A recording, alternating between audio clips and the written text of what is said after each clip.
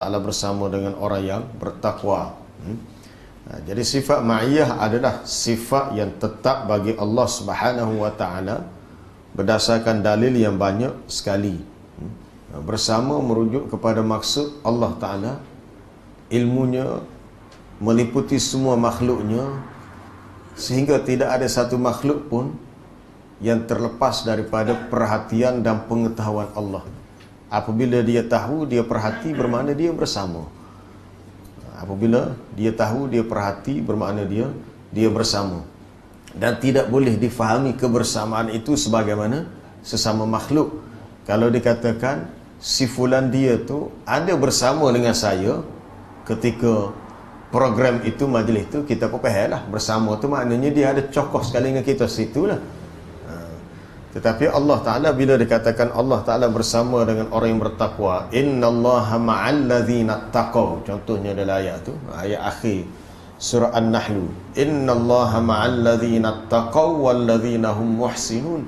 Sesungguhnya Allah Ta'ala bersama dengan orang-orang yang bertakwa dan orang yang sentiasa berbuat ihsan, berbuat baik. Adakah maksud bersama hadirnya Allah bersama orang itu sebagaimana kehadiran makhluk sesama mereka? Jawapannya tidak. Sebab ini adalah sifat yang khusus bagi Allah. Bersama dengan maksud dari sudut nahiyahnya, dari sudut an-nasru wat ta'yid, wal hifzu wal auni, dari sudut pertolongan, bantuan, sokongan, perlindungan yang khusus. Yang khusus untuk orang yang Allah Ta'ala lindungi ataupun yang Allah Ta'ala beri jagaan yang khusus. Allah Subhanahu wa Ta'ala berfirman, ini contoh dalam kisah hijrah Nabi ke Madinah, di mana Nabi SAW dan sahabatnya Abu Bakar As-Siddiq mengambil masa 2-3 hari bersembunyi dalam Gua Thur, disebabkan terlalu rasa takut sehingga Abu Bakar rasa benar-benar cemas.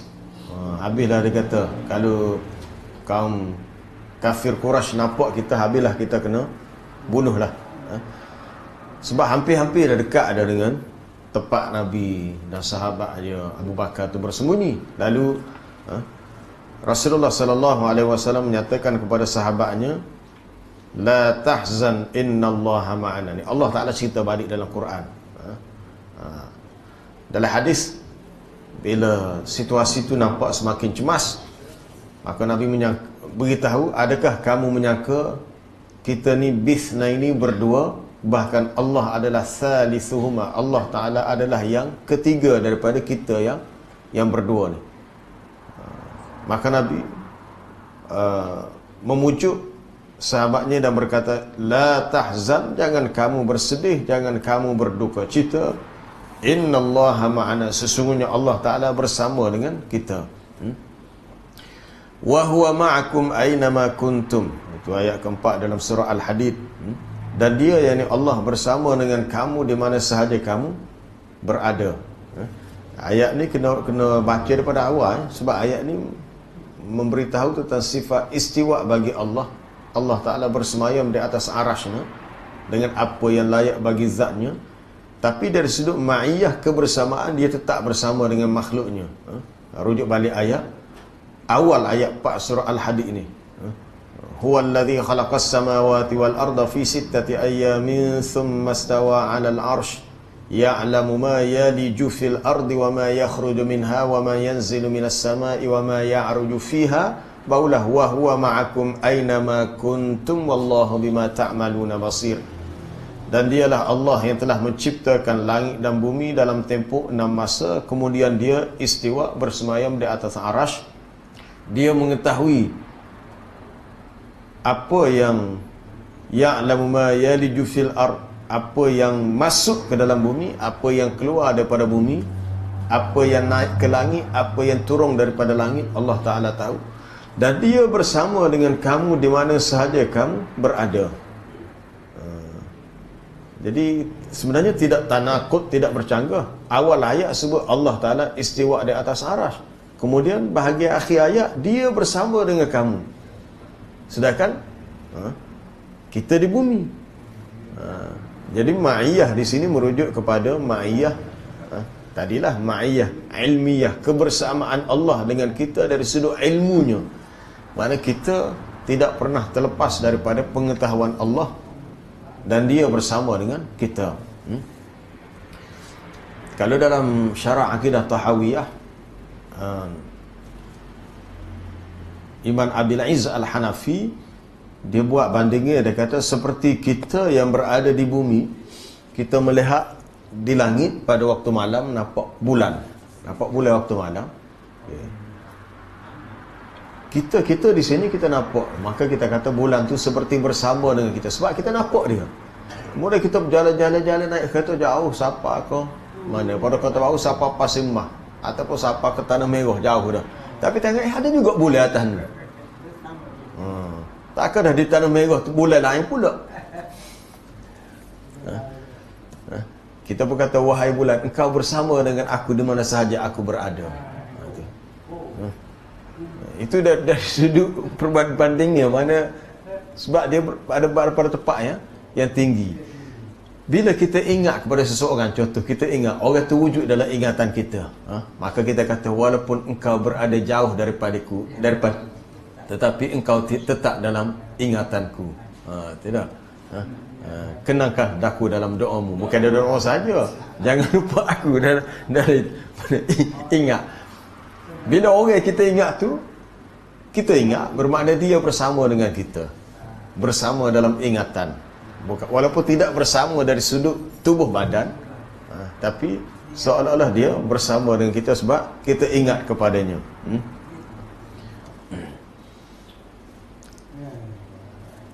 Kemudian ayat berikutnya adalah surah Taha. Ni ayat ni menceritakan kisah Nabi Musa alaihi salam bersama dengan saudaranya Nabi Harun yang diutuskan untuk pergi berdakwah kepada Raja Fir'aun.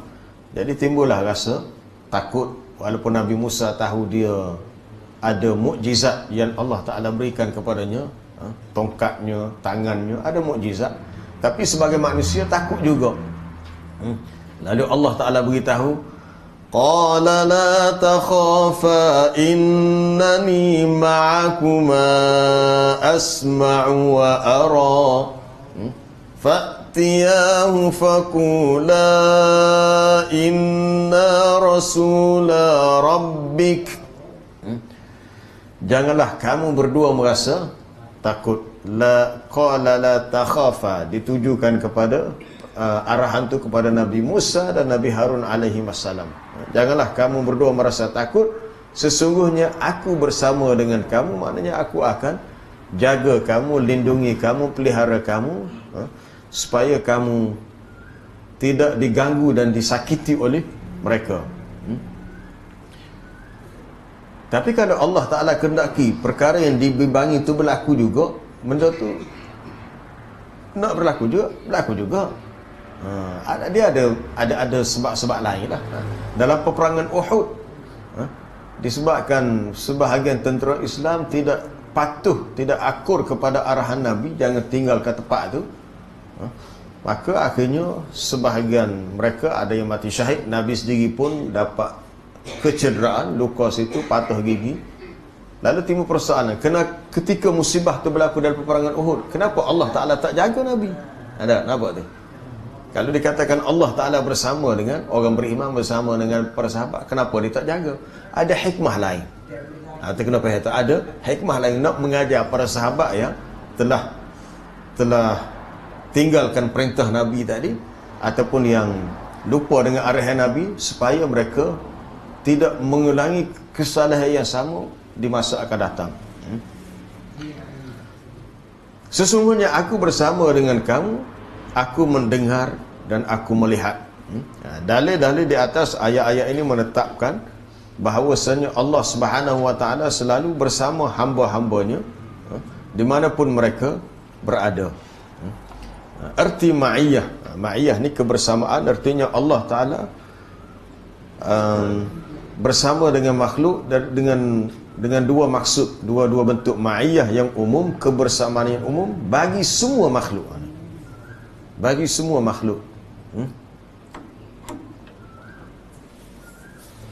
sama ada makhluk tu manusia ke, tak kira lah, jin, binatang, malaikat, Allah Ta'ala bersama dengan semua makhluknya. Itulah dari sudut dia mengetahui apa sahaja di langit, di bumi dan di mana sahaja. Innallaha la yakhfa alaihi syai'un fil ardi wala fis sama. Sesungguhnya Allah Ta'ala tidak ada sesuatu pun, sama ada yang di langit yang di bumi, di mana perkara itu tersembunyi daripada pengetahuan. Tak ada. Tidak ada satu pun yang tersembunyi daripada pengetahuan Allah, baik yang di langit di bumi. Semuanya dia tahu. Maksudnya pengetahuan Allah ni, pengetahuan Allah Subhanahu wa Ta'ala terhadap amal perbuatan hamba-hambanya, gerakan yang zahir, yang batin. Yang zahir ni hak nampak luar lah, hak batin ni hak dalam ni hak apa, dalam diri kita, pemikiran kita, niat kita, dan segala yang tidak dapat dilihat oleh pandangan manusia. Termasuklah perhitungan amal dan pengawasan terhadap mereka. Maka tidak ada sesuatu pun daripada mereka yang terlepas daripada pengawasan Allah, dimanapun mereka berada. Jadi ma'iyah yang umum ni berdasarkan ayat keempat dalam surah Al-Hadid tadi, wa huwa ma'akum aynama kuntum, dan dia bersama dengan kamu di mana sahaja kamu berada. Tapi bukan bersama, ulama ahli sunnah menyatakan bukan bersama dari sudut zat, bukan zatiah. Sebab dia ni kontra dengan pandangnya daripada Jahmiyah. Jahmiyah kata Allah Ta'ala ada di mana-mana. Kita kata maksud mana-mana tu macam mana? Bukan mana-mana daripada zatnya. Di sisi ahli sunnah wal jamaah memang mengisbatkan sifat istiwa bagi Allah. Tapi beza cuma antara takwilan golongan khalaf dengan isbat golongan salaf. Salaf dia isbat tanpa perlu difikirkan kaifiat macam mana. Tapi sebahagian al-khalaf mentakwilkan istiwa itu dengan maksud menguasai. Baik. Sebab dia ada kaitan tu antara dua tu. Sifat istiwa yang kita bicarakan minggu lepas tu dengan sifat ma'iyah. Dengan sifat ma'iyah.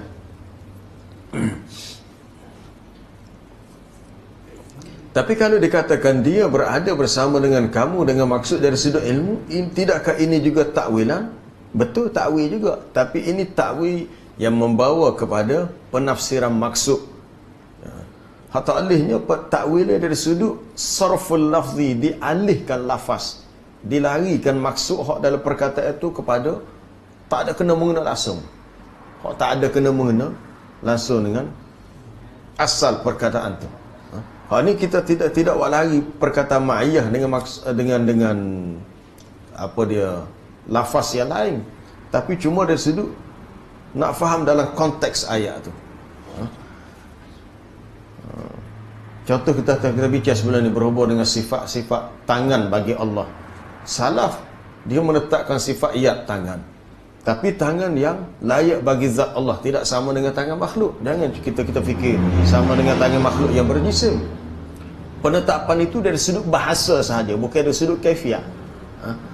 Tapi kedudukan sifat tangan bagi Allah perlu difahami dalam konteks ayat. Kalau ayat dalam surah Al-Fathu ayat berapa, ayat 14, yadullahi fawqa aydihim, itu merujuk kepada Allah Ta'ala bersama dengan para sahabat ketika mereka berbai'ah. Cuma bersama tu disebut dengan tangan sebab cerita tu cerita bai'ah. Sebab sahabat bila berbai'ah dia letak tangan dia satu sama lain, dan akhirnya tangan Nabi di atas tu. Dan Allah Ta'ala beritahu dia bersama dengan sahabat ketika mereka berbai'ah dengan Nabi, membuat janji setia dengan Nabi. Bersama tu digambarkan yadullahi fawqa aydihim, tangan Allah di atas tangan mereka. Dari sudut bai'ah tu, bila kita faham di kotak ayat itu dipanggil tafsirul maksud, penafsiran maksud, bukan dialihkan tangan tu kepada apa-apa pengertian yang di luar konteks ayat. Kemudian ma'iyah yang khusus ialah untuk orang-orang mukmin, khusus untuk orang mukmin. Maknanya Allah Ta'ala mengawasi dan mengetahui akan mereka, serta pertolongan, dukungan dan penjagaan Allah yang khusus. Allah Ta'ala tahu dan dia jaga secara khusus daripada tipu muslihat musuh-musuh mereka. Seperti dalam kisah dakwah Nabi Musa kepada Fir'aun tu, bila dia kata dia takut, Allah Ta'ala beritahu, qala la takhafa, jangan kamu berdua merasa takut, innani ma'akuma, sesungguhnya aku bersama dengan kamu. Bersama secara khusus Allah Ta'ala akan jaga Nabi Musa alaihissalam dan juga saudaranya Harun alaihissalam secara khusus. Baik, ini satu catatan penting sebagai tambahan daripada huraian di atas. Jelaslah makna ma'iyah Allah Subhanahu wa ta'ala terhadap hambanya. Bukan bererti Allah Ta'ala itu bercampur dengan mereka pada zatnya. Bukan bersama itu bercampur pada zatnya. Kalau difahami bahawasanya Allah Ta'ala bersama dengan makhluknya, adakah pada zatnya di tempat-tempat yang kotor, tempat yang tidak bersih pun Allah Ta'ala ada di situ daripada zatnya? Dia kata tak boleh difahami begitu. Bukan makna Allah Ta'ala bercampur dengan mereka pada zatnya. Maha suci Allah dari hal yang tersebut, kerana hal itu membawa kepada suatu yang disebut sebagai mazhab hululiyah. Hululiyah ni suatu fahaman yang mengatakan Tuhan ni bersatu dengan makhluknya. Boleh tengok nota kaki di bawah. Ini banyak dalam apa dia, falsafah kalau tasawuf falsafah. Dia tasawuf ni dia ada dua bentuk. Satu yang fikir nak bersihkan diri mengikut cara hak Nabi telah ajarkan. Satu lagi falsafah tasawuf ni satu ilmu luar, hak bukan mari daripada tasawuf, bukan nak membersihkan diri, tapi mereka cipta satu pemikiran yang asalnya tak ada dalam ajaran agama. Termasuklah martabat 7 ni. Orang hak kenal Tuhan, dia ada 1, 2, 3, 4, 5. Sebenarnya dia mari daripada pemikiran hak ciplak daripada Hindu dan Buddha asalnya. Kalau baca sejarah dia tu seperti yang dijelaskan oleh Dr. Ehsan Ilahi Zahir, ini seorang tokoh ulama di Pakistan yang banyak buat kajian tentang isu ni.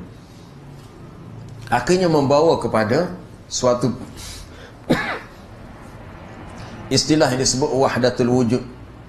Tapi wahdatul wujud sendiri pun dia ada dua takrif. Salah satu takrifnya mengatakan bahawa Tuhan itu kewujudannya bersatu dengan makhluknya.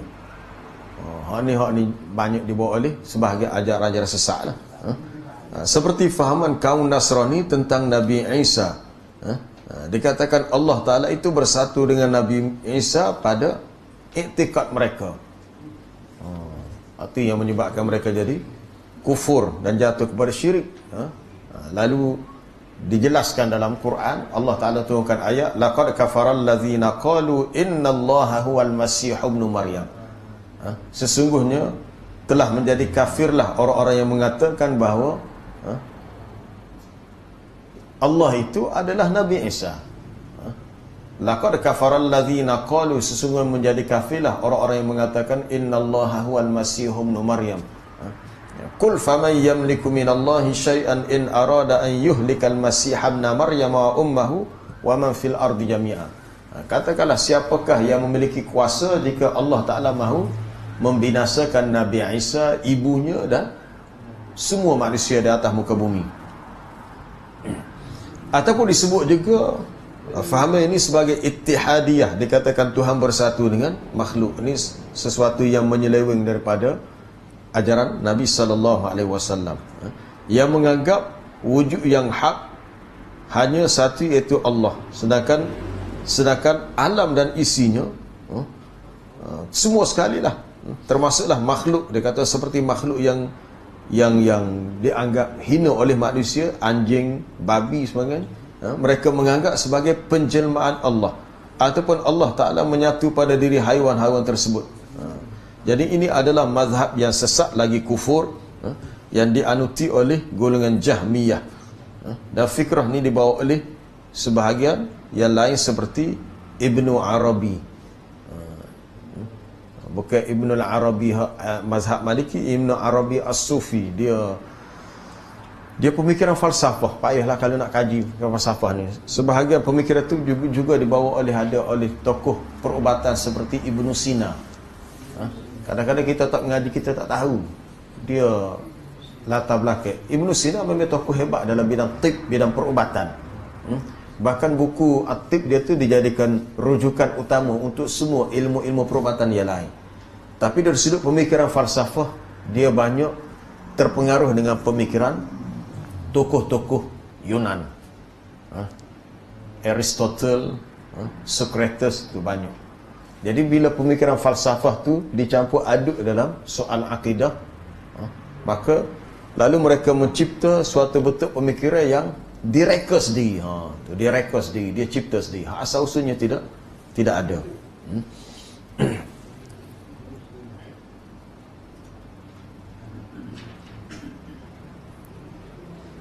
Cuma kita kena betul gini. Kita kena ingat bahawa semua makhluk ni Allah Ta'ala yang ciptakan.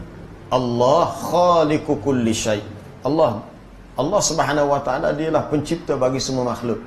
Apa sahaja makhluk yang wujud di muka bumi, Allah Ta'ala adalah khaliquhu, penciptanya. Maka bila kita melihat apa sahaja yang kita lihat, langit, bumi, gunung ganang, bukit bukau, sungai, laut, pokok, manusia, hak kita nampak lah. Hak tak nampak tu lain cerita lah. Hak kita nampak, maka kita kata ini adalah bukti kekuasaan Allah yang menciptakannya. Allah Ta'ala sebagai pencipta ni. Bukannya dari sudut ittihadiyah yang menganggap Allah Ta'ala bersatu pada zatnya dengan makhluknya. Tak, bukan begitu. Bukan begitu. Sebab tu ulama-ulama salaf bila dia mengisbatkan sifat istiwa bagi Allah, dia mengatakan Allah Ta'ala mustawin ala arsyihi ba'inum min khalqihi. Mustawin, istiwa dia di atas arasnya, terpisah daripada makhluknya. Maksudnya tidak, pada zatnya tidaklah dia bersama dengan makhluknya, tapi bersama dari sudut pengetahuannya, pertolongannya, perhatiannya, pemerhatiannya. Baik. Kerana Allah Subhanahu wa Ta'ala di atas para hambanya dan maha tinggi di atas mereka, tidak bercampur zatnya dengan mereka. Dari sudut zatnya, dia istiwa bersemayam atas arasnya, iaitu dengan apa yang layak bagi zatnya. Kemudian dia bersama dengan mereka pada ilmunya, mengetahui segala hal ehwal mereka, mengawasi mereka, dan mereka tidak sedikit pun boleh menghilang atau lenyap daripada pandangan Allah Subhanahu wa Ta'ala. Pengetahuan kita terbatas. Kita tidak mungkin untuk sepanjang masa mengawasi anak-anak kita. Bila dia keluar pada rumah, tak tahu dah anak kita gimana. Tak tahu dah. Cuma kalau kita letak di rumah kita tu ada CCTV lah, supaya rumah kita sentiasa kita awasi. Kita pergi mana-mana, mungkinlah ada apa dia perisian yang canggih, peralatan yang canggih lah ni. Kita telefon kita tu kita boleh detect dengan CCTV di rumah. Kita buka tu, buka line internet, kita pun tahu, boleh tengok dalam telefon kita ni apa yang berlaku di rumah kita. Selama kita tak ada takut orang curi masuk ke, kita apalah. Tapi bila anak kita keluar daripada rumah, kita nak awasi dia, tak boleh lah. Maka bila dia tu kita tak tahu dah gimana, bermakna kita tidak lagi bersama dengan dia, dia tidak lagi bersama dengan kita. Tapi Allah Ta'ala dia tetap tahu di mana sahaja kita berada, apa yang kita buat, apa tindakan kita, zahiran wa batinan, luaran dalaman, dia tahu. Jadi kebersamaan ini nak menyatakan luasnya ilmu Allah yang meliputi semua makhluknya. Ma'iyah ni dapat digunakan untuk kebersamaan yang mutlak, sekalipun tidak ada sentuhan dan percampuran. Ada yang mengatakan ini dari segi bahasa lah. Dari segi bahasa, perkataan ma'iyah tu boleh juga digunakan dengan maksud bersama secara mutlak, bersama, betul-betul bersama dari segi bahasa. Tapi tak berlaku sentuhan dan pencampuran. Kita kata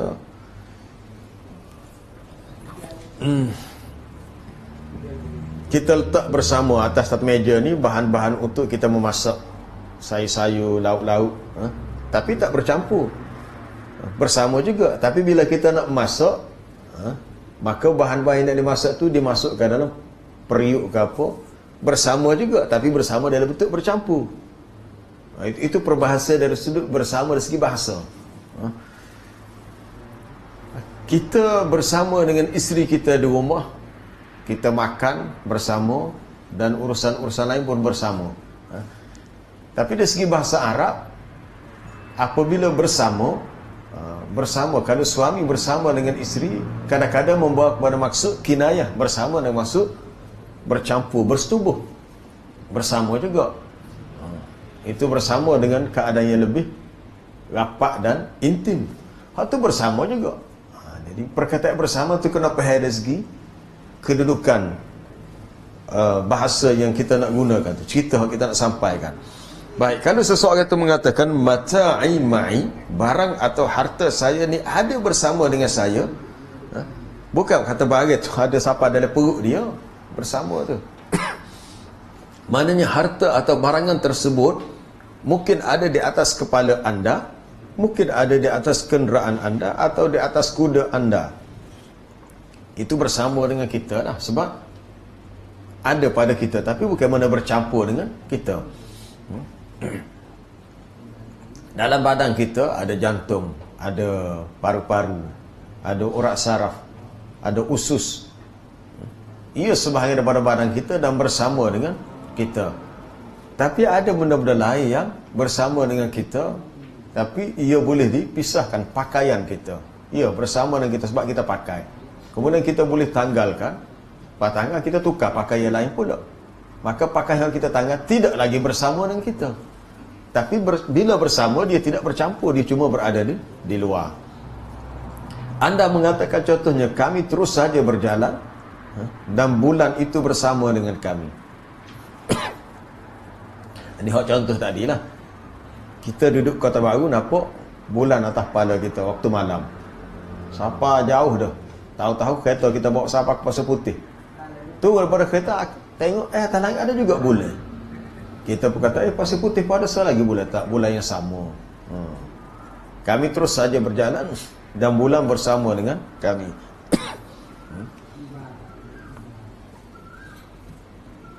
Padahal dia ada di atas langit, akan tetapi ia tetap menerangi dan tidak hilang dari pandangan anda. Sedang yang sampai hanyalah cahaya dan cahaya yang terang itu sahaja, ataupun dia di atas sana. Fitrah kita, jiwa kita boleh rasa benda tu. Bila kita ingat kepada Allah, kita rasa Allah Ta'ala hampir dan dekat dengan kita.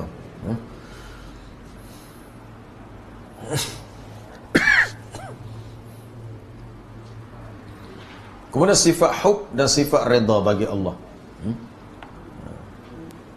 Banyak nas-nas Quran yang mengisbatkan sifat hub, tapi ada sebahagian golongan yang menafikan sifat cinta ni bagi Allah. Dia takwil dengan maksud lain lah. Tapi sifat hub, cinta itu adalah satu sifat yang khusus, yang tidak sama kecintaan makhluk kepada sesama makhluk dengan kecintaan Allah kepada makhluknya. Ia adalah dua sifat yang tetap bagi Allah, dan termasuk sifat fi'liyah, iaitu Allah Ta'ala boleh mencintai sesiapa yang dia nak cintai, dan Allah Ta'ala boleh memurkai, memarahi sesiapa yang dia nak marahi, tapi dengan sebab-sebab yang tertentu lah. Allah Ta'ala cinta kepada makhluknya atas sifat Ar-Rahmannya, sifat Rahman. Sifat hub ni dia mari daripada sifat Ar-Rahmatu, sifat rahmat Allah. Allah Ta'ala beri nikmat makanan, contoh nikmat makanan beri semua. Orang beriman ke, orang kafir ke. Adakah Allah Ta'ala beri makanan kepada orang kafir kerana dia juga mencintai orang kafir? Orang kafir itu juga makhluk yang dia ciptakan, tetapi oleh kerana mereka tu lebih memilih kekufuran, tidak memilih untuk beriman, maka mereka yang bersalah. Tapi atas sifat rahmat Allah, dia tetap beri rezeki walaupun mereka itu adalah orang-orang yang kufur dan tidak sujud kepadanya, dan tidak beriman kepadanya. Ini sifat hub yang khusus Allah Ta'ala berikan kepada hamba-hambanya yang terpilih dengan sifat-sifat yang tertentu lah. Sifat reda, sifat reda, Allah Ta'ala reda kepada hambanya. Ini kita nak, dan kita juga perlu reda. Reda ni kita boleh terima dengan hati terbuka, tanpa rasa nak marah, rasa protes, rasa membantah. Dia syarat kita nak mendapat keredaan Allah. Syarat tu banyak lah. Antara syarat tu, kita sendiri kena reda kepada Allah. Kita kena reda kepada Allah. Bila Allah Ta'ala mewajibkan kepada kita salat 5 waktu, ya kita terima dengan reda. Kita terima dengan reda, makna kita boleh buat, sanggup buat atas sifat kita adalah hamba. Bila kita boleh terima dengan reda, Allah Ta'ala pun reda kepada kita. Maka jadilah si hamba itu hamba yang radiyatan mardiyah, yang reda lagi diredai. Dia reda kepada Allah dan dia terima semua perintah Allah. Allah Ta'ala reda kepadanya. Laqad radiyallahu 'anil mu'minina idh yubayi'unaka tahta asy-syajarah. Ni ayat 18 surah Al-Fathu, tentang kisah Bai'atul Ridwan. Sahabat seramai 1000 berapa? 1400 ramai. 1000 lebih sahabat di Hudaibiyah berbai'ah dengan Nabi di bawah sebatang pokok, tempat berteduhlah pokok tu. Lalu Allah Ta'ala menyatakan, laqad radiyallahu 'anil mu'minin, sesungguhnya Allah Ta'ala telah meredai orang-orang mukmin ketika mereka berbai'ah dengan engkau ya Muhammad tahta syajarah, di bawah pokok tu. Maka Nabi beritahu, la yadkhulun nara, tidaklah masuk ke neraka man bai'a tahta syajarah, sesiapa yang telah berbai'ah dengan aku di bawah pokok ni. Mana sahabat-sahabat yang ada sama di Hudaibiyah dan berbai'ah, mereka semua dijamin syurga sebab mereka telah mendapat redha Allah. Tak tanya lagi tu, untuk apa bai'ah ni? Untuk apa bai'ah ni? Para sahabat 1400 orang berbai'ah dengan Nabi di Hudaibiyah untuk tujuan apa? Tak tahu.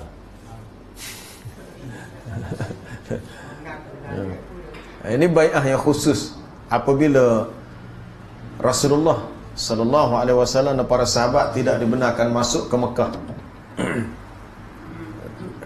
Ini mereka mari daripada Madinah, tahun Hijrah mari daripada Madinah untuk melakukan ibadat umrah. Tapi sampai di Hudaibiyah, orang kafir Quraisy yang tahu lebih awal lagi, hatta wakil dia sekat, tak boleh masuk. Nak masuk kena perang dulu.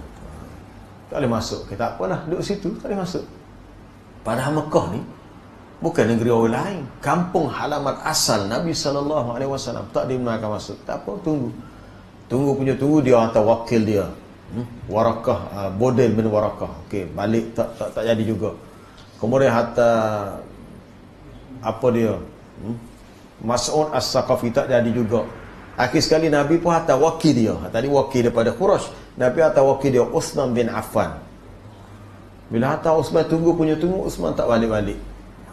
Lalu tersebar khabar angin mengatakan, khabar angin ni cepat menang. Sebab angin.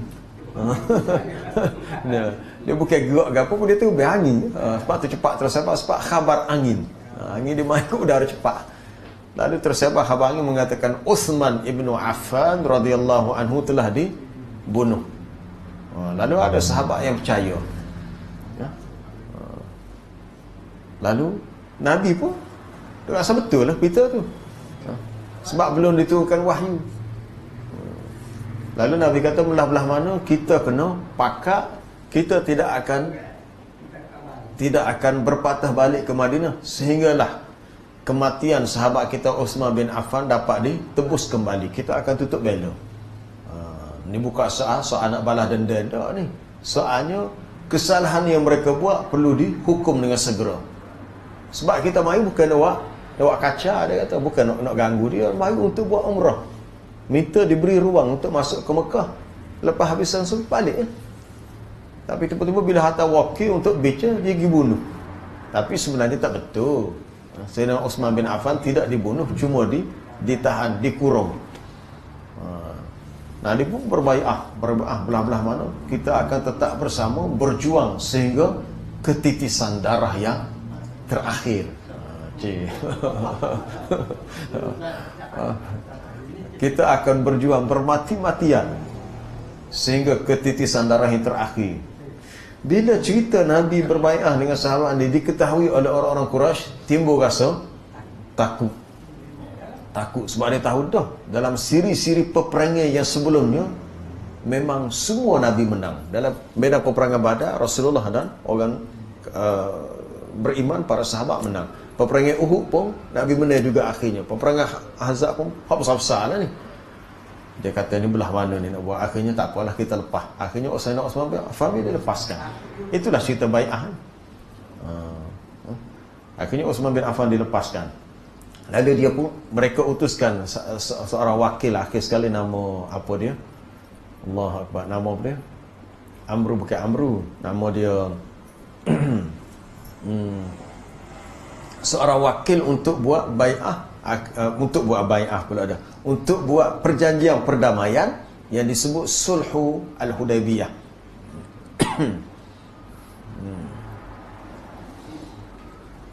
Jadi sahabat yang berbai'ah tu Allah Ta'ala telah redha kepada mereka. Apabila Allah Ta'ala redha, maka dengan mudah segala dosa mereka diampunkan.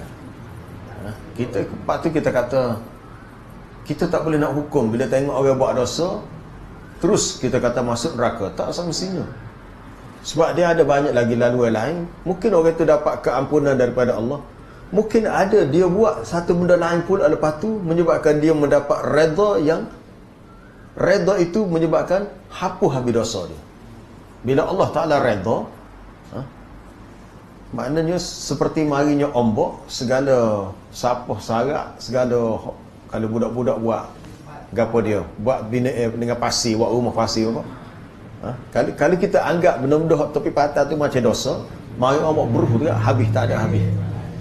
Apabila Allah Ta'ala memberikan redha dia tu kepada hamba dia, segala salah silap dosa hamba dia boleh hapuskan. Itu pentingnya redha tu yang kita nak, biar Allah Ta'ala meredai kita. Bila sampai makam redha, itu makam yang paling tinggi. Sahabat-sahabat Nabi sebab itu dijamin syurga.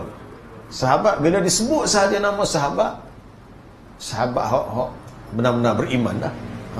Kalau hak munafik, dari segi bahasa disebut sahabat, tapi bukan sahabat yang diiktiraf dari sisi syarak. Bila sahabat tu sahabat yang benar-benar diketahui imannya, jujur, ikhlas, kita sebut je nama sahabat, apa dia? Abu Hurairah radhiyallahu anhu. Sebut nama Anas bin Malik pun radhiyallahu anhu. Sebut Abdullah bin Umar radhiyallahu anhu. Kenapa diberi pangkat radhiyallahu anhu? Sebab mereka adalah orang-orang yang bersahabat dengan Nabi dan benar keimanannya sehingga layak mendapat keredaan Allah. Bila Allah Ta'ala redha, syurga. Tak ada hak lain dah, syurga dah. Radhiyallahu anhum wa radu an. Allah Ta'ala meredai mereka dan mereka juga redha kepada Allah. Kemudian berikutnya dalam apa dia? Surah An-Najm ayat 26. Wa kam min malakin fis samawati la tughni syafa'atuhum syai'an illa min ba'di an ya'zana Allahu liman yasha'u wa yarda. Dan berapa banyak malaikat di langit, walaupun banyak setara mana malaikat di langit, memang banyaklah. Tapi Allah Ta'ala nak beritahu seberapa banyak malaikat di langit. Kam di sini dia main daripada kam, bukan kam istifham ni. Kam ni dalam bentuk kam khabariyah. Nak beritahu seberapa banyak sekalipun malaikat di langit, dan malaikat ni makhluk yang baik, Kalau dia minta apa-apa dengan Allah, pasti Allah Ta'ala akan berikan. Tapi dalam bab syafaat, Allah Ta'ala nak beritahu seberapa banyak malaikat di langit, la turni, tidak berguna sedikit pun syafaat mereka. Jika malaikat tu nak tolong manusia ni, maka pertolongan daripada malaikat tidak memberi apa-apa faedah, kecuali setelah orang yang hendak disyafaatkan itu Allah Ta'ala izinkan. Allah Ta'ala izinkan malaikat, boleh kamu syafaatkan dia. Ataupun orang yang Allah Ta'ala redai sahaja. Kalau Allah Ta'ala tidak meredai, tak setujulah, tak reda ni, tak setuju, dan dia tidak izinkan, maka tak boleh tolong. Ini malaikat sama juga syafaat daripada Nabi SAW. Dia tak terlepas pada syarat ni. Kita mengharapkan supaya kita mendapat syafaat bila berdepan dengan banyak kesusahan di akhirat. Antaranya syafaat daripada Nabi kita, Nabi SAW. Memang Nabi nak tolong kita, tetapi Nabi sendiri tertakluk kepada dua syarat yang Allah Ta'ala letakkan. Nabi hanya dapat syafaatkan mana-mana orang dari kalangan umat dia apabila Allah Ta'ala izinkan dan Allah Ta'ala redai orang itu. Kalau Allah Ta'ala tidak izinkan, tak benarkan, dan tidak reda, tak boleh. Tidak boleh. Sebab kuasa terbesar syafaat ni adalah kuasa Allah. Kuasa Allah.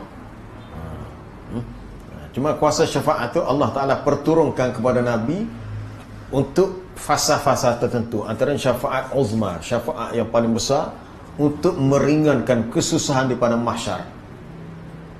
Itu untuk semua. Tapi tertakluk, kalau hak khusus ni tertakluk kepada sesiapa yang dia izinkan, sesiapa yang dia redai. Fasawfa ya'tillahu biqaumin yuhibbuhum wa yuhibbunah. Maka nanti Allah Ta'ala akan mendatangkan suatu kaum yang dia mencintai mereka dan mereka mencintainya.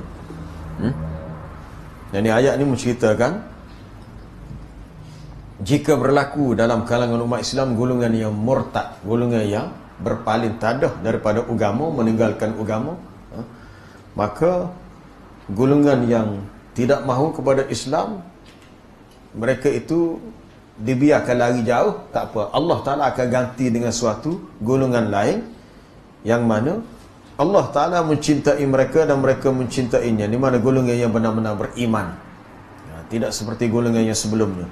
Innallaha yuhibbut tawwabin, sesungguhnya Allah Ta'ala mencintai, menyukai orang yang bertaubat. Wa yuhibbul mutatahhirin, menyukai orang yang suka menyucikan diri, yang membersihkan diri. Ini ayat ini adalah bab taharah. Innallaha yuhibbul muhsinin, sesungguhnya Allah Ta'ala menyukai akan orang yang berbuat kebaikan. Hub, suka ni maknanya cinta, suka.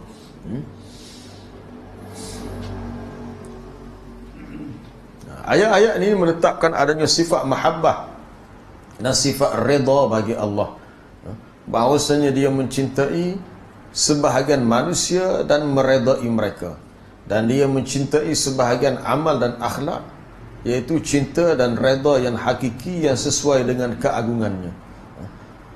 Dia benar-benar mencintai, meredai dengan apa yang layak sesuai dengan keagungannya.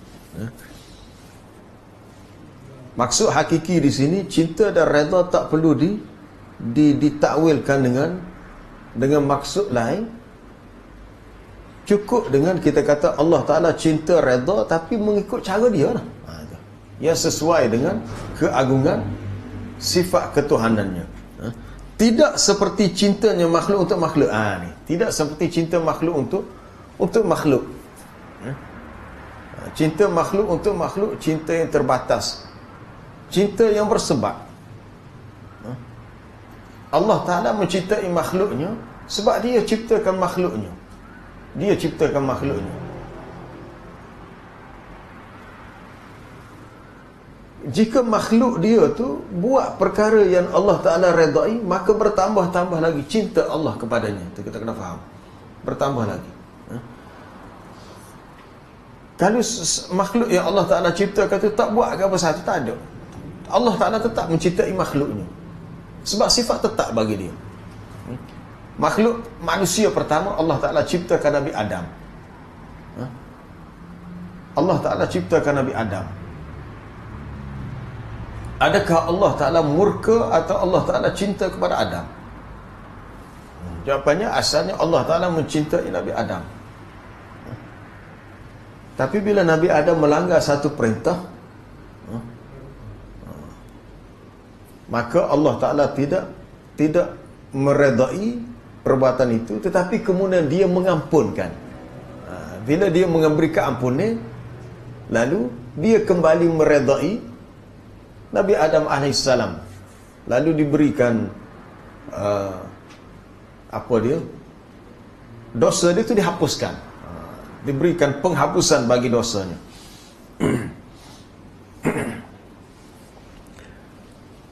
Jadi tidak sama dengan sifat cinta makhluk kepada makhluk.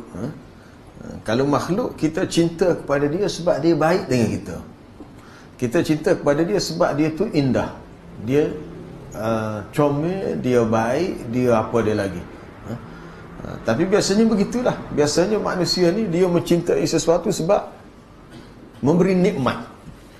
Kita suka makanan ini sebab sedap, kita kata, maka kita mencintainya. Kita cinta seseorang, contohnya dikatakan cinta pandang pertama. Sebab orang kata daripada mata turun ke hati. Baik, adakah orang buta tak ada perasaan cinta sebab dia tidak melihat? Kalau dikatakan daripada mata turun ke hati, cinta pandang pertama, bermakna orang buta pak bila tak cinta sama.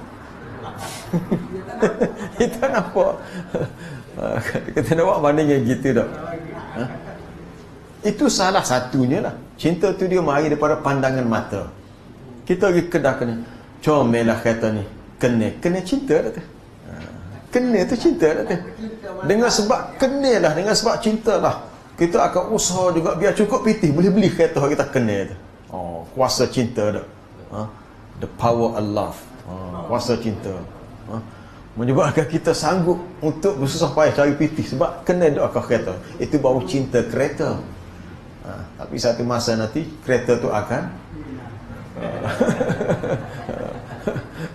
warna barunya akan pudar, jadi akan kagak buruk. Sebab tu kata cintakan Allah, cinta yang kekal selamanya. Sebab Allah Ta'ala bersifat maha dia kekal, zat yang kekal.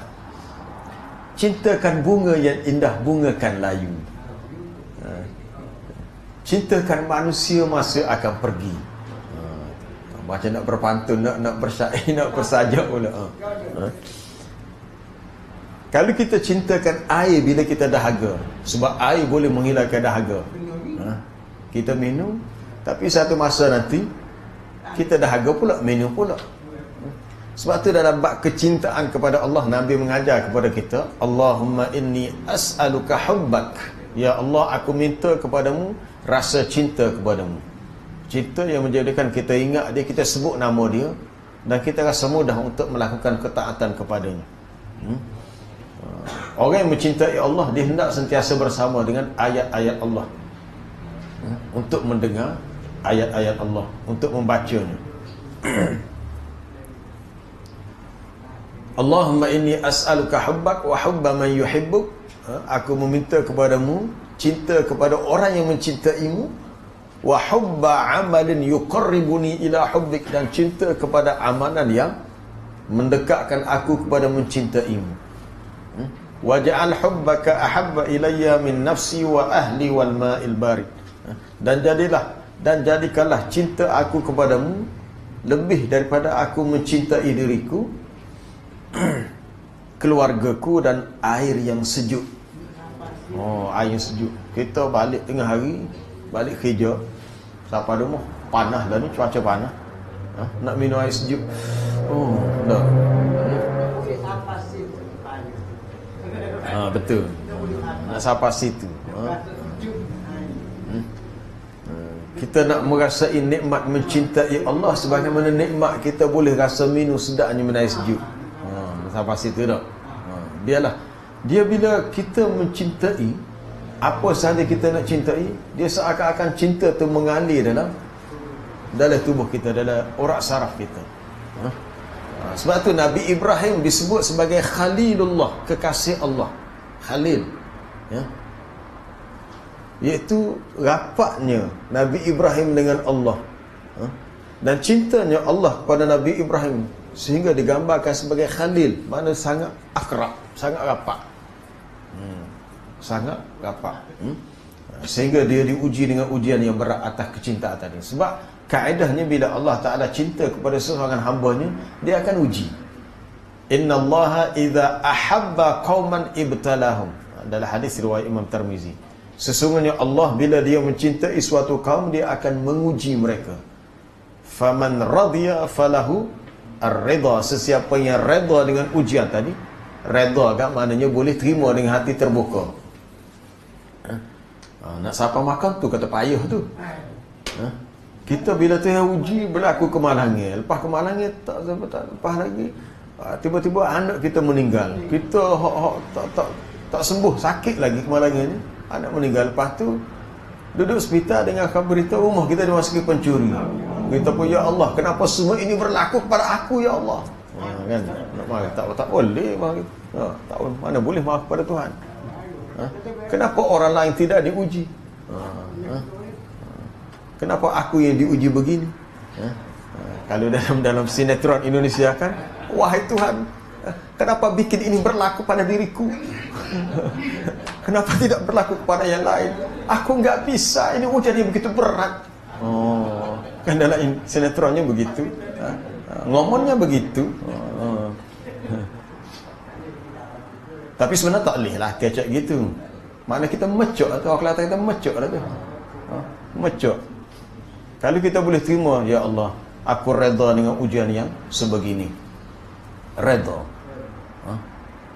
Bila siapa? Tu payah dah. Allah, sebab tu kena banyak istighfar tu. Istighfar. Kadang-kadang Tuhan uji kita dengan fi'il perangai kerana anak-anak kita mikir sekali, kalau tak ada anak pun tak apa. Tak pun tak ada. Orang ada anak. Betapa lemahnya kita bila diuji. Ada mikir besar cepat-cepat lagi, duduk jauh-jauh lah. Allah Ta'ala uji kita. Maka kita kena kuatkan hati kita untuk kita redha dengan ujian yang berat.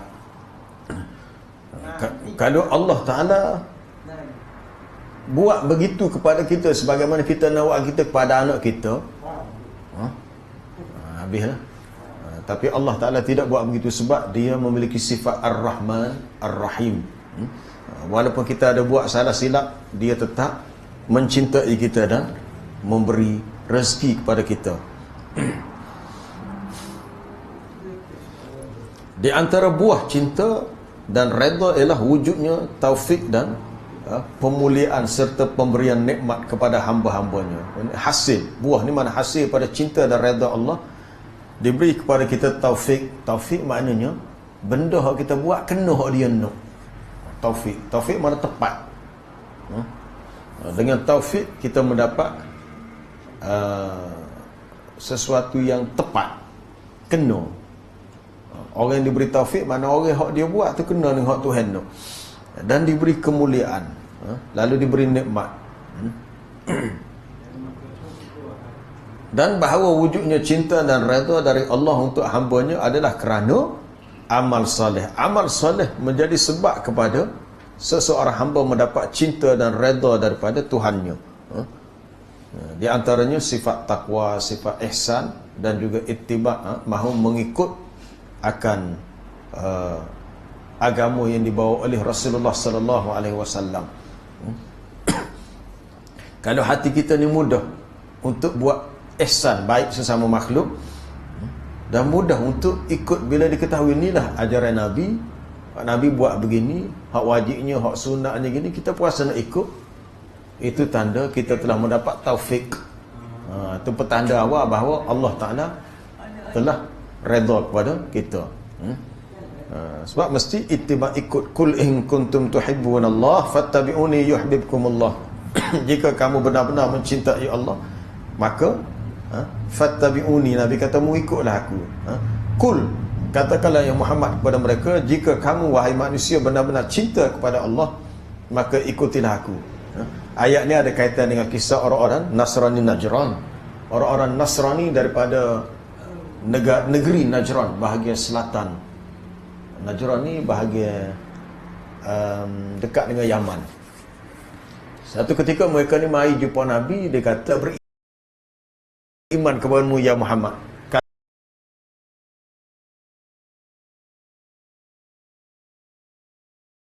Itu kamu menganggap sebagaimana kamu cinta pada Nabi Isa Muhammad ni. Lalu turun ayat ni, kul in kuntum tuhibbunallah, sekiranya kamu mencintai Allah sebagaimana kamu mendakwa begitu, maka cinta kamu kepada Allah mewajibkan kamu ikut Nabi. Ikut Nabi SAW. Barulah yuhibbukumullah, barulah Allah Ta'ala pula mencintai kamu. Jika kamu mencintai Allah, kena ikut Nabi, barulah Allah Ta'ala cinta kepada kamu. Makna akhirnya cinta kamu berbalas. Kalau kita cinta pada seorang, suka ke dia, kita pun ayat dia, aku mencintaimu. Dia kata, oh, tiada dalam ruang hatiku untuk aku mencintaimu. Ferah juga kita tu. Sebab apa? Sebab kita bertepuk sebelah tangan. Tak bunyi. Tak boleh dia kena bau bunyi. Kita cinta bukan main pada dia. Bila kita meluahkan isi hati, dia pun tanya pada aku sedikit pun tidak macam, oh, dah.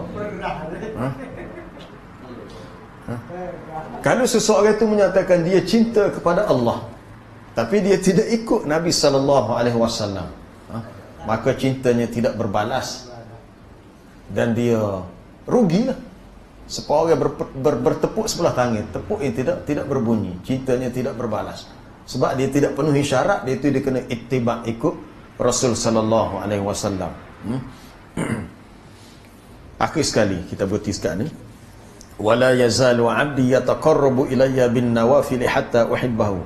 Dalam hadis kursi ni, Allah Taala beritahu dalam satu hadis kursi, dan sentiasalah hamba-Ku mendekatkan diri kepada aku dengan amalan-amalan yang sunat.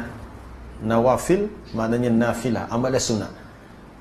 Hak wajib kena buatlah. Dan amalan sunat pun kita buat juga sebab kita mahu untuk dekat kepada Allah dengan amalan-amalan sunat yang kita lakukan, sehingga akhirnya Allah Ta'ala kata hatta uhibbahu, sehingga aku mencintai. Jadi salah satu cara untuk meraih kecintaan Allah, melakukan amalan-amalan sunat. Amalan sunat ni banyak lah, tapi dengan syarat amalan sunat tu amalan yang disyariatkan, bukannya amalan yang tidak disyariatkan. Maksud disyariatkan tu memang ada dalam agama untuk kita melakukannya. Baik, ada soalan minggu lepas ni, tak ada nak jawab minggu lepas. Dalam ayat 7 surah Ali Imran, Allah Ta'ala menerangkan tentang ayat muhkamat dan mutasyabihat, minta dijelaskan. Ayat huwallazi anzala 'alaikal kitaba minhu ayatun muhkamat hunna ummul kitabi wa ukhra mutasyabihat. Dialah Allah yang menurunkan kepada engkau ya Muhammad Al-Quran ini, kitab Quran ini. Dalam Quran tu ada ayat muhkamat, ada ayat mutasyabihat. Muhkamat ni ayat yang tetap jelas, ayat yang tetap hukumnya dan jelas maksudnya, muhkam. Muhkam. Manakala mutasyabihat, ayat yang tidak jelas, yang sama-sama, yang tidaklah mengetahui tafsirannya kecuali Allah. Contohnya apa dia? Contohnya tentang al-huruf al-muqatta'ah fi awail suwar, huruf-huruf yang terputus di awal surah. Alif lam mim, yasin, alif lam ra, kaf ha ya ain sad. Kebanyakan ulama tafsir, bukan kebanyakan lah, semua ulama tafsir tidak mentafsirkannya. Mereka hanya tulis Allahu a'lamu bi muradihi, Allah yang lebih mengetahui apa yang dia kehendaki. Itu ayat mutasyabihat, tak diketahui. Ia ayat Quran tapi tak diketahui apa maksudnya. Termasuklah ayat muhkamah adalah ayat yang menceritakan tentang sifat-sifat Allah. Kita hanya memahami sifat Allah yang disebut dalam Quran mengikut bahasa Arab sahaja. Dari sudut bahasa, Tapi dari sudut hak sebenar, hak kaifiat belah mana, betul macam mana, tak tahu. Tak tahu. Sebab tu bila Allah Ta'ala cerita sifat-sifat itu dalam Quran, maka ayat tu difahami dalam konteks cerita tu, sekat tu. Hak kehendak sebenar, hak lebih apa sifat tu kita tak tahu. Fa ammal ladzina fi qulubihim zaygun, sambungnya ayat 7 tadi. Adapun orang-orang yang dalam hatinya ada penyakit. Zayg ni penyakit nak lari daripada jalan yang benar. Zaygun daripada kalimah zara yaziru, nak melencong. Orang jalan straight dah, dia nak konak lah ke lain. Adapun orang-orang yang ada lencongan dalam hati dia, penyakit yang menyebabkan dia nak konak lah ke lain, maka dia cuba fayattabi'una ma tashabaha minhu, dia cuba ikut ayat yang mutasyabihat, ikut cari. Maksud ikut ni cuba korek juga, cuba bahas juga, kerana ibtigha al-fitnah wa ibtigha at-ta'wilih, kerana mahu mencari fitnah, menimbulkan keraguan, dan juga mencari takwilannya. Sedangkan wa ma ya'lamu ta'wilahu illallah, itu kaedah wakaf yang paling tepat sekali, wakaf situ. Walaupun ada di kalangan qurra dia wasal ayat tu. Ada yang baca dengan wa ma ya'lamu ta'wilahu illallah warrasikhuna fil ilmi, warrasikhuna fil ilm. Lepas tu dia sambung balik, warrasikhuna fil ilmi yaquluna amanna bihi kullum min 'indi rabbina. Tapi dari segi kaedah wakaf yang tepat untuk maksud ayat tadi berhenti pada wa ma ya'lamu ta'wilahu illallah. Hayat tu tak habis lagi, masih di tengah hayat lagi, tapi kaedah wakafnya molek berhenti situ. Itu tidaklah yang mengetahui takwilannya kecuali Allah. Allah Ta'ala sahaja tahu. Cuma kita tahu setakat takwil untuk tafsir maksud. Hak lain-lain tu tak tahu dah, lebih pada tu tak ada dalam ilmu kita. Lalu orang-orang yang mendalam ilmunya berkata amanna bihi, kami beriman. Kita diperintahkan untuk beriman. Hak tu hak wajibnya. Apakah pemahaman golongan yang membuat takwilan terhadap ayat 7? Atas pandangan kedua yang menyatakan boleh wasal ayat tadi, mereka mengatakan Allah Ta'ala sahaja yang tahu takwilan bagi ayat-ayat mutasyabihat dan orang-orang tertentu dari kalangan hamba-hamba yang Allah Ta'ala pilih. Tapi jalan yang lebih selamat sebenarnya, apa-apa yang kita tidak tahu takwilnya, kita tafwid, kita serah pada Allah. Sebab itu Nabi pernah pesan kepada Aisyah radhiyallahu, isteri dia, dia kata berhati-hati terhadap golongan yang suka menimbulkan fitnah dengan sebab membahaskan ayat-ayat mutasyabihat dengan perbahasa yang tidak pernah disentuh, yang tak pernah dibuat oleh Nabi dan para sahabat. Mana perbahasa dia tu terlalu jauh. Satu jauh. Hak ni bahaya tu, fitnah. Lalu Nabi pesan kepada Aisyah, itulah orang-orang yang Allah Ta'ala yattabi'una fitnati wa ibtigha at-ta'wili. Memang bila Nabi pesan gitu, ada lah golongan ni ada. Dan orang yang suka membahaskan sifat-sifat Allah dengan perbahasan yang terlalu mendalam, maka orang itu dikira ahlul bid'ah. Dikira buat bid'ah sebab bahas. Ada apa pernah dengar seorang budak tidak ngaji dengan ustaz mana tahu, dia membahaskan sifat kudrat bagi Allah. Allah Ta'ala maha kuasa. Dia katakan Allah Ta'ala tu maha kuat, qawi. Allah Ta'ala qawiyun, maha kuat. Dia kata boleh tak Allah Ta'ala menciptakan satu batu sehingga dia sendiri tak boleh hakat batu tu? Belak sungguh soalan. Soalan itu sebenarnya mari pada was-was syaitan. Kita kata tidak akan berlaku tanakut antara iradat dengan kudrat. Dia cipta satu soalan, dia nak cari percanggahan antara sifat-sifat Allah. Kalau Allah Ta'ala berkehendaki, boleh. Tapi tidaklah Allah Ta'ala berhajat kepada untuk batu tidak angkat sebagaimana cara kita angkat. Tapi dia fikir nak menimbulkan fitnah, jadi orang awam tak mengaji ke? Dia kata boleh tak Allah Ta'ala menciptakan satu ketul batu yang sangat besar sehingga dia sendiri tak boleh hakak? Apa ni tanya, dia kata. Ini bahaya, ni perbahasa gini orang Nabi takut ni. Sebab dia kata boleh menimbulkan fitnah. Dan orang ni dia anggap telah berbuat perkara bid'ah Sebab dia membahaskan sifat-sifat Allah di luar konteks yang diajar oleh Nabi. Tak perlu fikir lah. Tak perlu fikir saat tu. Yang pentingnya kita diberitahu Allah Ta'ala bersifat maha kuasa, dan kuasa dia adalah kuasa yang maha hebat sekatu. Pelapar dah ni. Ya, ada soalan. Bagaimana kita nak tahu kita berada dalam Allah? Nak tahu? Kita berada dalam Allah. Kita nak tahu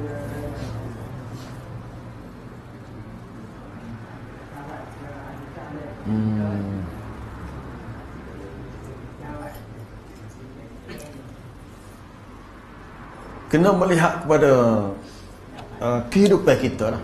Kehidupan kita. Kalau kita punya muyul ni makna kecenderungan hati kita lebih kepada al-hasanat.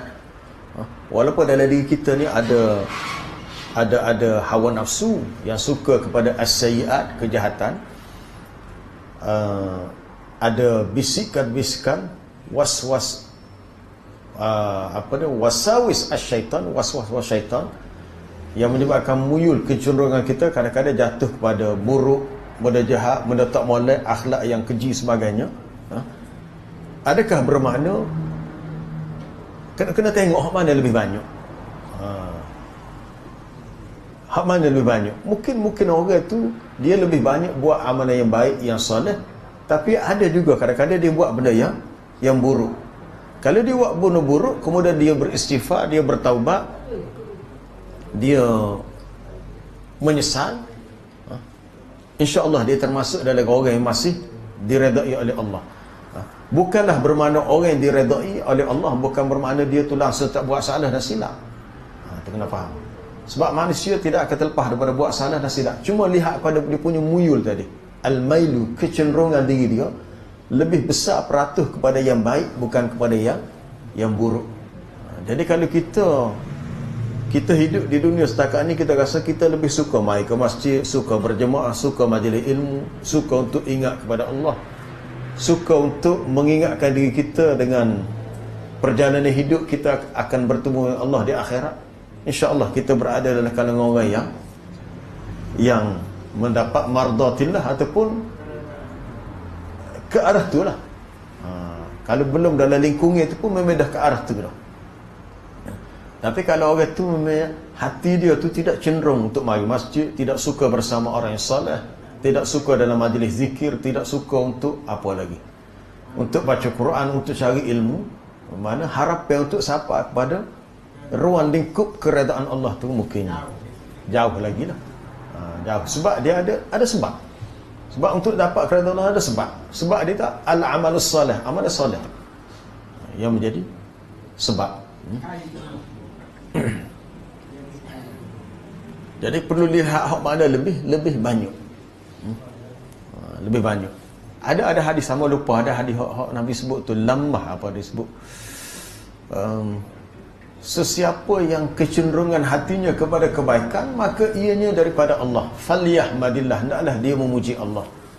Sesiapa yang kecenderungannya ke arah kejahatan maka itu daripada syaitan, hendaklah dia berlindung dengan Allah daripada perkara itu. Di akhirat esok kita akan diberi buku amalan kita. Nabi kata faman wajada khairan, sesiapa yang mendapati amalan baik hak dia buat tu ada dalam buku dia, falyahmadillah, dia puji Allah. Tapi waman wajada ghaira zalik, sesiapa yang mendapati perkara lain, mendapati benda-benda buruk hak dia buat, bukan orang lain buat, dia buat, fala yalum,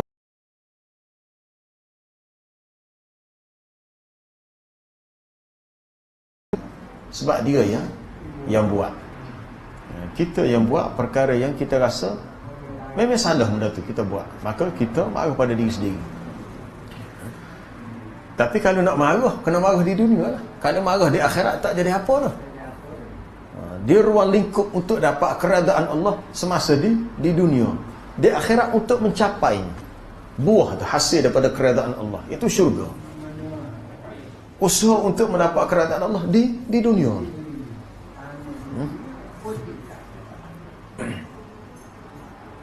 Orang kafir bila dia beriman di akhirat esok, dia nampak neraka, nak terlepas tak boleh dah. Lalu dia kata qalu amanna, kami beriman. Tapi beriman di akhirat tak memberi hasil, dia tidak akan mendapat redha Allah.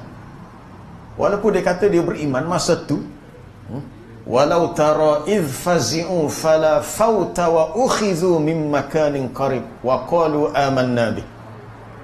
Kalaulah engkau yang Muhammad melihat ketika orang-orang kafir itu fazi'u, terkejut.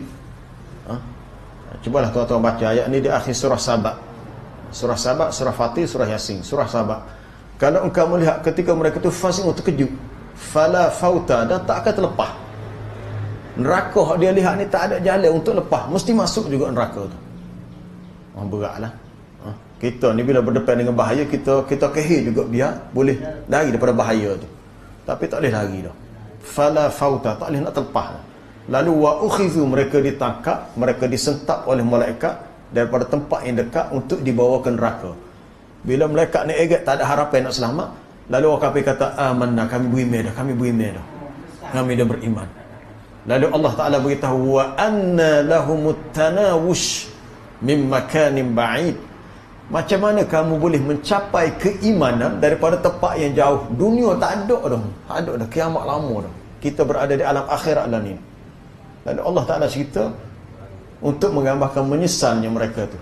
Wa anna lahumut tanawush, mana mungkin mereka dapat mencapai keimanan daripada tempat yang jauh.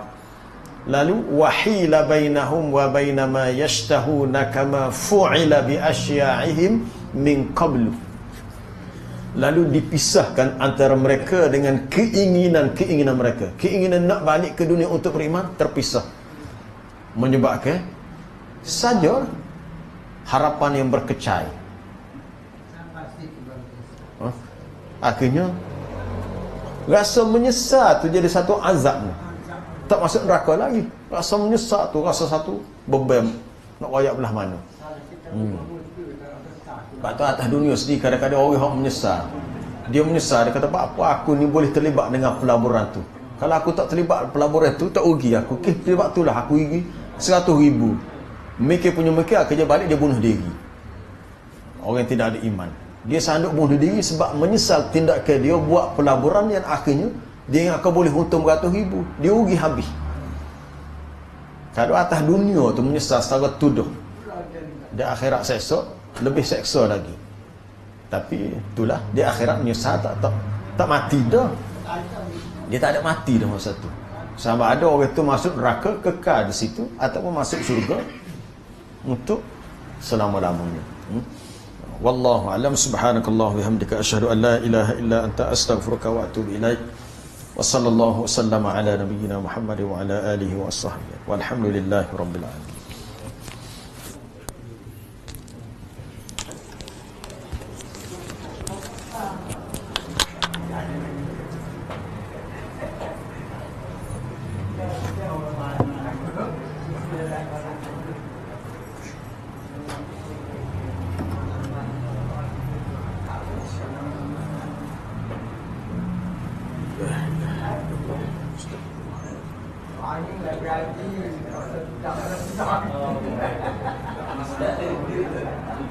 Tak